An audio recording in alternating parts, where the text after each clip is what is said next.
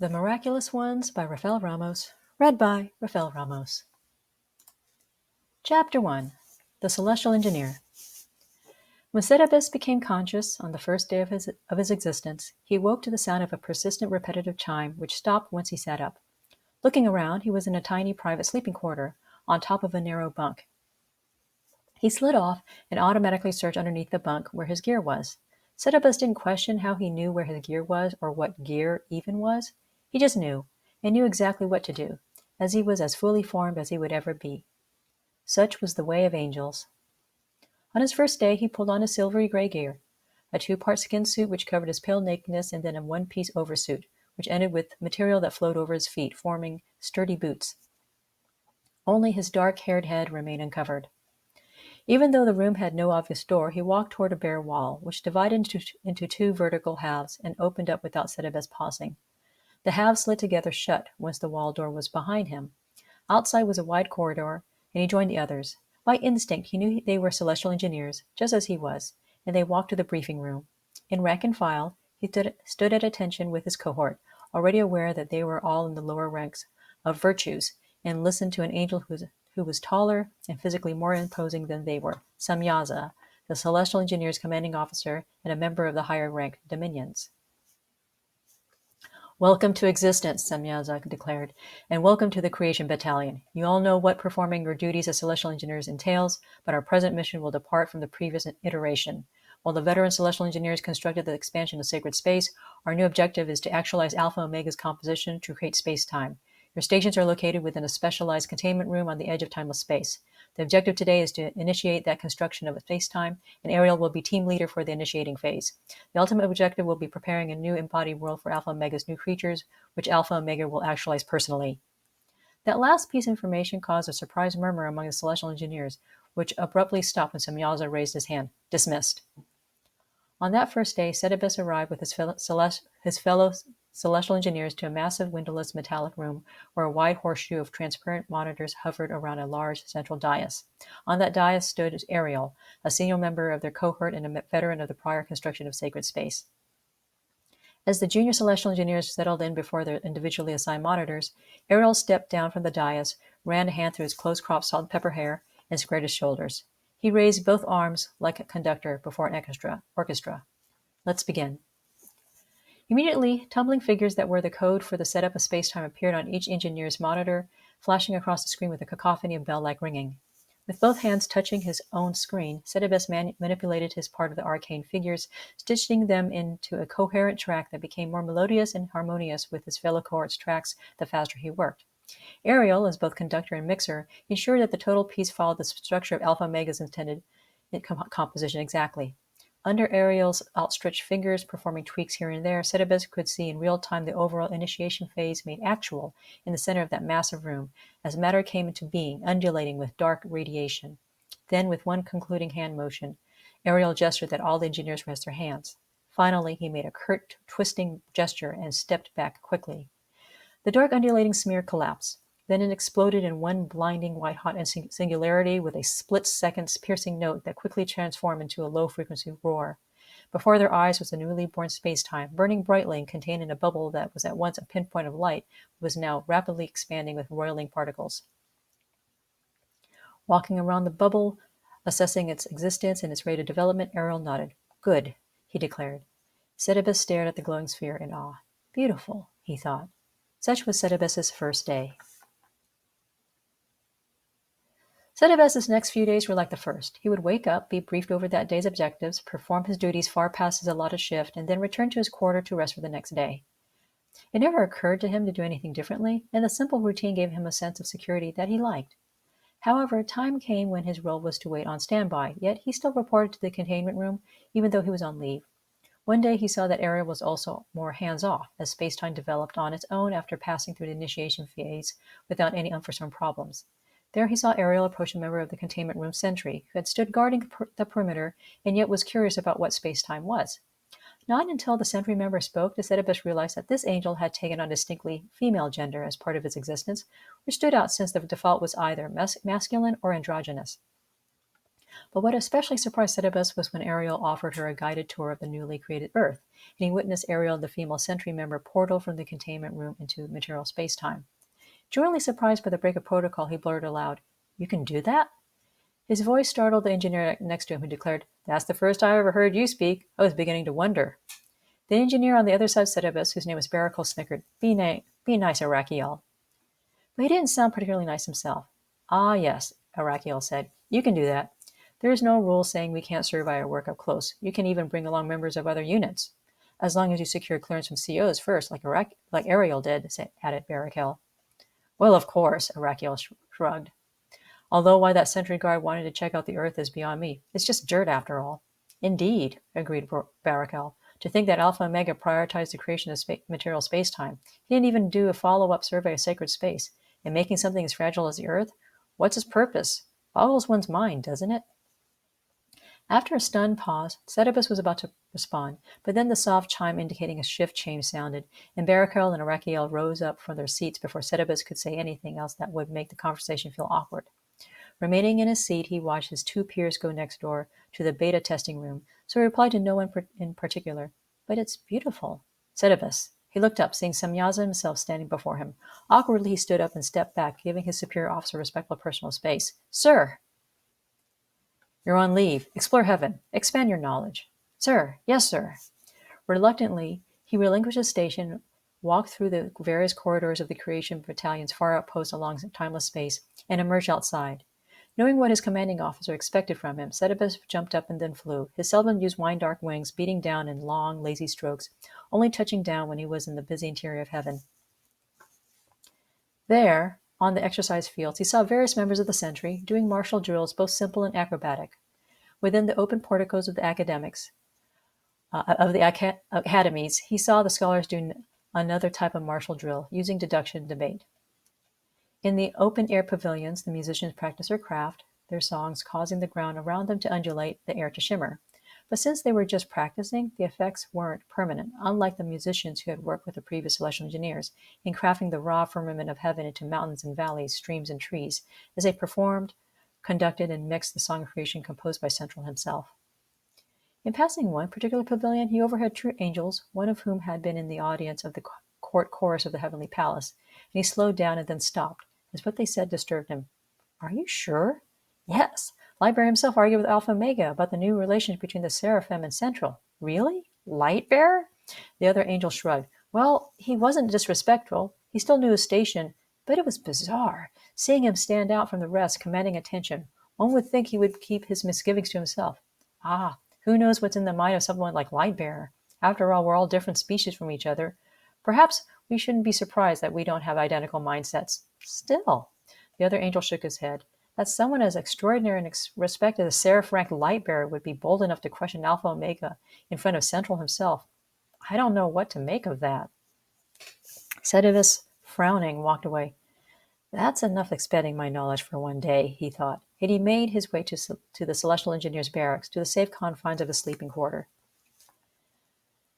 The next day he returned to the containment room, even though Semyaza would likely send him away again. He noticed that Ariel and the female Sentry hadn't returned yet from an Earth that was close to its fruition as the birthplace of humanity. At that stage, Earth was a pristine, bright marble of deep blue striated with cloud white, under which the brown-green landmasses sat like daubs of paint on a glassy palette. Glancing down at one particular area, he spotted Ariel and the female Sentry, and he quickly looked away as they had embodied on the surface of Earth, and his witnessing their initial nakedness felt too much like voyeurism. Suddenly, a new sound reverberated throughout heaven. "All personnel report back to stations. All personnel report back to stations. This is a code Crimson. I repeat, this is a code Crimson. This is not a drill." It was the first and only time Setebus heard that announcement, but as soon as he heard it, he knew what it meant. A traitor was in the midst of heaven. And considering what he had overheard the previous day as he was on walkabout, he knew who that traitor was. The electrical shimmer of a portal appeared before the dais, and Setebus saw Ariel and the female Sentry return. They were fully clothed and back to their ethereal state as angelic hosts, although the Sentry's hood was down, exposing her long, blue-black hair. Just before Ariel stepped away, Setebus heard her call out in a strong, warm alto, "Ariel!" "Miranda?" Ariel said, as he turned back looking at her. Then, for all to see, she gave Ariel a quick kiss and rushed off, departing with the other Sentry guards, scrambling to wherever their new stations would be.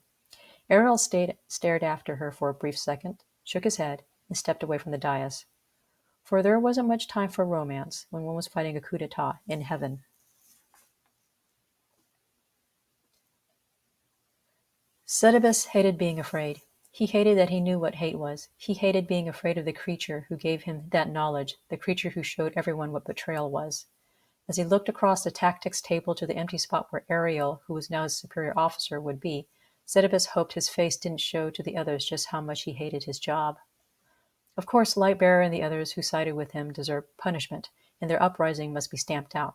But his job of assisting the senior tacticians who developed new methods of war, surrounding and obliterating with tactical power, dropping payloads of explosives, dividing and conquering, all resulted in the violent hemorrhage of angelic ichor onto the firmament of heaven. It only increased Oedipus's fear that he was just a tool of destruction, and that the peace and security of heaven would never return. Part of his duties, sickening as it was also taking his prior experience of creating a beautiful world and creating its opposite, from the cancerous firmament that erupted when Lightbearer chose to overthrow Alpha Omega's kingdom. After gathering the toxic substance before it spread, he and his teammates fabricated a dimension of darkness and pain, which Ariel and the other tacticians called Hell. It was a prison to house the rebels at the end of the war, although Setebus couldn't see how the war could possibly end. While smaller in number, Lightbearer and the third of the angels who sided with his ambitions were stronger than the other two-thirds of the heavenly host, for the third were like Lightbearer, powerful seraphim, the holiest of the holy. So how would the war end? Lost in his thoughts, Setebus also almost missed Ariel returning to their tactical tent. He heard Barakal, whose monitor was next to him, murmur disapprovingly, "Probably look for Miranda again." Setebus frowned but said nothing. Ariel resumed his position, seeing in real time the tactics implemented in the overall strategy of winning the war. Unlike the other senior tacticians who grinned, confident in their inevitable triumph, Ariel's dark brows knitted together as he was troubled by the destruction being played out on the tactics table. Then his eyes widened, and Ariel beckoned Setebus and others in the technical tent to step outside. In collective silence, they saw Alpha Omega's massive flagship overhead, scraping heaven clean with divine strafing as it mowed down Lightbearer in the fallen third of heaven. One end of heaven opened up, like the door of a sleeping quarter, and the rebellious angels surged through in a sickening wave of flailing, screaming, broken bodies, the ground below becoming slick with ichor, the honey-colored blood of angels. "Victory! Victory!" Setebus heard the jubilation through the comm in his ear, and many of his peers in front of him. But all he could see was Ariel, dropping to his knees in front of the tent, and Setebus closed his eyes with pain. Setebus hoped to remain with Ariel to help rebuild heaven after the war. Whole mountains were obliterated, and the areas where the rebels made camp and where they fled in their terror had to be sanctified and made clean. But most importantly, heaven needed a full-spectrum survey and sweep, since a speck of the hellish toxic substance had reached the containment room which housed the new Earth. While many of the recommissioned celestial engineers decontaminated the containment room, Alpha Omega himself took direct control of the final phase of the mission, just as originally planned. By the end of the day, the new creatures called humans took shape and came into existence. But because of the existential threat of Lightbearer, Alpha Omega assigned select angels to serve as sentries in orbit around Earth, and assigned Raphael to teach the humans all they needed to know about who they were and what was their place in their shining new world. As Raphael's lengthy and detailed lesson to Adam, the male human, played across his view screen, Setebus wished that someone could also teach him what he needed to know about who he was, and what was his place in heaven that had suffered hate and war. Ariel had returned to his position as celestial engineer, but Setebus was still awaiting orders, and the waiting was driving him to distraction. Unable to concentrate, Setebus tapped off the view screen, which disappeared before him. He slid off his bunk and decided to take a walk. Setebus walked, at first seeing no angels as they were in their quarters viewing Raphael and Adam. He walked out of his quarter, down the maze of corridors, and was about to pass the quarters of the celestial engineers when he saw ahead of him the lithe, athletic form of Miranda, leaving Ariel's quarter. Her usual pale face was flush pink, and a stray tendril of her hair peeked out of her hastily hooded head. As the door slid closed behind her, she looked up, and Setebus stared into her violet eyes. "Hey," she said, with an uncertain smile. He stared at her, speechless. With a shrug, she turned, and he saw her walk away. Unsure what to do, he returned to his quarter and resumed watching the rest of Raphael's instruction of Adam. But even he couldn't sit through all of Scholar's Archangel's long-winded lecture, especially when Raphael began to summarize the war to an eagerly curious Adam. He tapped off the screen, as the last thing he needed was to be reminded of the details of the war. Hoping that enough time had passed for Miranda to return to the sentry's barracks, Setibus left his quarter. This time he saw no one, and he walked out of the fortified compound. Traversing across war-churned ground, Setibus only stopped when he reached the one area untouched by the war, the verdant forest surrounding the mountain where, on top, the heavenly palace shone like a blinding star. Growing at the foot of that mountain were two special trees. One was massive and many-branching, with fruit of every kind imaginable. The other was its smaller partner, with fruit of the same shiny, round spheres. Both trees have served as templates for the tree of life and the tree of knowledge in Eden, the home of the humans Adam and his wife Eve, but those material versions were only pale echoes of the real trees. A narrow stream flowed from the top of the mountain to the foot, in a silvery waterfall that flowed between the two trees and disappeared once it flowed away from the plain. Setibus lay down underneath the tree of knowledge, and he looked up at the sky between its swaying branches. Because of the omnipresence of the heavenly light, the closest a nightfall heaven had was twilight. It was twilight now. In timeless space, there were no stars, clouds, planets, and the shimmering play of galaxy across the sky the color of a darkening rainbow. That sky would be in the matter of space-time on a tiny, delicate planet third from its bright yellow star. Twilight sky in heaven was a matte, dark, silver to gray, with a horizon ringed with a brighter silver fed by the heavenly light that was always there.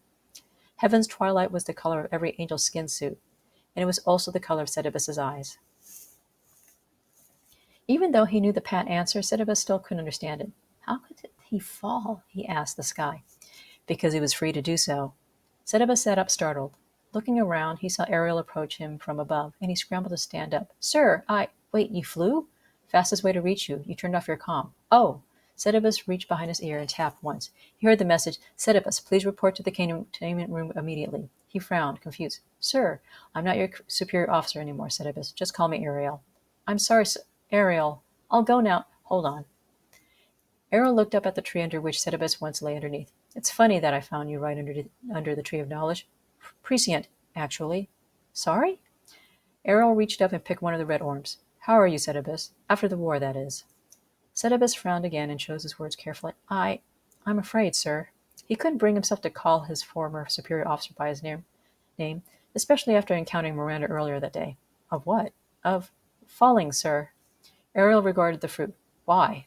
Because Library was the best of us, the strongest and wisest of us, and if he of all the angelic hosts could fall, then someone as inexperienced and ordinary as me. Setibus trailed off, unable to finish, and shrugged. You underestimate yourself, Setibus. Ariel raised the fruit up, and it attached back to the branch of the tree as if it had never been touched. Lightbearer, like all of us, is just a creature with free will. And with that free will, he had two choices. One was to remain as one of us, as an angel grateful for his existence, in service to a creator. The other was to abandon us, as a creature jealous of divine power because he believes he has been disrespected by his creator. Setibus stared at Ariel agog. Disrespected? How? Library sees himself equal to Alpha Omega, Central Sun. He hates that he isn't. But that's insane. Yes. Ariel shrugged. Nevertheless, that's the risk of free will. Library's will wouldn't be free if there was only one choice. So to prove that he truly loved his creator, he had to choose not to hate. We all know what he chose. That's so complicated, sir. Free will always complicates everything. Speaking of which, Ariel paused and turned on his comm. He declared, I found Setibus. We're on our way in. He tapped his comm off. Setibus, prepare yourself. What? Why? What happened? Ariel shook his head. The humans fell. He leapt up, gaining air. What? Setibus followed after him. How? Why? Lightbearer. Disguised himself as a low-rank angel and slipped past the sentries. Then he possessed a snake. What? He entered into a beast? Lightbearer? Even a fallen seraph was still a seraph, and it shocked Setibus that someone of Lightbearer's powers would degrade himself to possess a snake. Clever tactic. Ariel gritted his teeth. Clever tactic of deception. He even disabled our surveillance capabilities, so this intel comes straight from Central. In his beastly guise, Lightbearer awed the human female. Of course, no beast can hold intelligent conversation persuasion, so when she faced this one, she was fascinated. He led her to the tree of knowledge. But she knows, Setibus interrupted. She knows about the edict, like Adam knows. Ariel sighed. As Library has shown us, just because we creatures know what good and evil is doesn't automatically mean we will do good. We must choose to do good. But there's risk in that, too. After all, Library convinced himself that a life of service was evil and overthrowing heaven was good. at least to him. But the woman, Eve, doesn't have that ambition. What possible reason could she have to disobey her creator? Ariel glanced at Oedipus. You've never engaged in intimate companionship, have you? Oedipus stammered. Sir, because I have. As you've likely witnessed. Ariel smirked, seeing the junior angel's discomfort. Not many have, so my answer may not make sense to you. However, here it is. Eve underestimated herself as a companion to Adam. Lightbearer fed her doubt that she was wise enough, capable enough for Adam, and that doubt drove her to see the tree of knowledge as her solution. But that's so stupid. Ariel gave a short bark of laughter. I mean, she could have just asked Alpha Omega, even Raphael. It's love, said Oedipus. Eve's love for Adam clouded her judgment, and Lightbearer took advantage of that. Oedipus frowned. I still don't understand. Ariel shrugged. And Adam? Same thing. He doubted himself that he could help her in her present condition. He even convinced himself that if he remained unfallen, then he would lose Eve forever because of their existential difference. So he chose to fall with her. Oedipus stared at Ariel. Seriously? As I said, free will always complicates everything, especially when love is involved.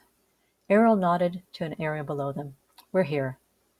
They touched down before the Creation Battalion's far outpost. As they walked through the various corridors and newly placed security protocols toward the containment room, Oedipus asked, Sir, why am I to report to the containment room? Ariel spoke briskly. With Lightbearer's infiltration of the Earth, Alpha Omega created a new platoon in a joint venture between the Celestial Engineers and the Sentry. Besides the Archangels Gabriel, Michael, Raphael, and Uriel overseeing as the sentries far above, and Cherubim barring the gates of Eden, the new platoon will serve as sentinels, assigned to the Earth's surface, watching for signs of enemy activity from Lightbearer and his fellow fallen seraphim among the human population. You've been assigned to this new unit, the Watchers.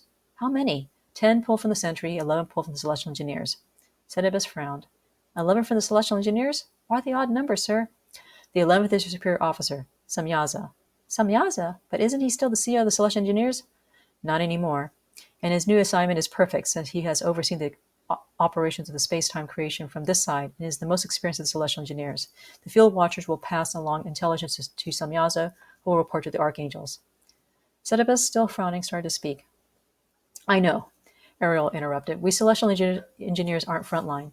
But since we know what the original operative conditions of the created Earth are, then Celestial Engineers would be able to spot Lightbearer's anomalies better than members of the Sentry. I see. And they are waiting in the containment room? Asked Oedipus. Yes, you missed the briefing, but you got the gist from me. Oedipus nodded. Will you be serving Earthside too, sir? No. Ariel's face became oddly tense. I've been field promoted as the new CEO of the Celestial Engineers. He stepped into the containment room, with Oedipus, looking stunned, following behind. Standing in attention around the space-time containment field were the 20 members of the newly commissioned Watcher unit. Among the chosen Celestial Engineers, Oedipus noticed his former colleagues Arakiel and Barakel. He couldn't help but frown a little at that.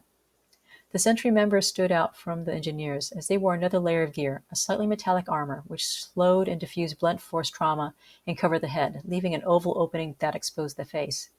As Ariel conferred with Samyaza, Oedipus saw the now familiar form of one of the Sentry members standing apart from everyone else, and understood Ariel's tense body language.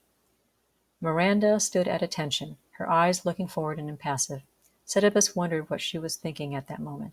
Oedipus, Samyaza said.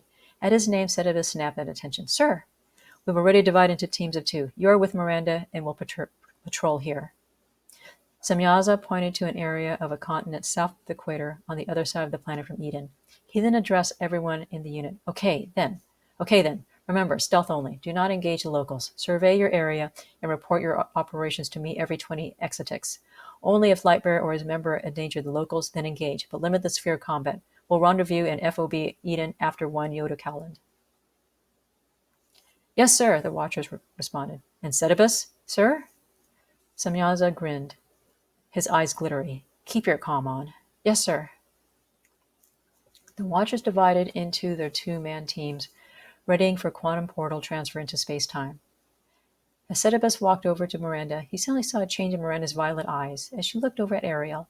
After a brief internal struggle, she pushed down the hood of her gear, revealing her long blue-black hair. Ari, she said. Everyone in the room pretended not to watch, as Ariel joined Miranda, facing her. She leaned in close, whispering something to him, and Ariel nodded, his reply inaudible. Smoothing her hair, he kissed softly her forehead, her lips. Then he straightened up. As he stepped away from the center of the room, Miranda tucked in her hair and pulled on her hood. She looked at Setebos. "Ready?" she asked. Still feeling unprepared and trying not to show his embarrassment in witnessing yet another intimate display of affection between a superior officer and his now teammate, Setebos nodded. "Ready,"